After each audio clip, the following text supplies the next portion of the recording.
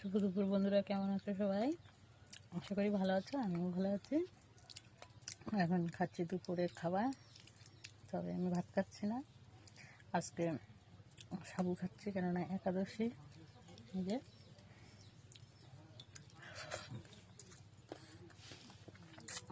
আমার গুড্ডু ভাত খাচ্ছে, ওদের রান্না করে দিয়েছি পনির আর বেগুন ভেজে দিয়েছি। আর আমি সকালে কিছু খাইনি, একটা আপেল খেয়েছিলাম, আর এখন সাবু খাচ্ছি, আবার রাত্রেও খাবো। আজকে সারাদিন আমি সবজি সেদ্ধও খাইনি, আজকে সারাদিন সাবুই খাবো, বেশি খাওয়া যায় না।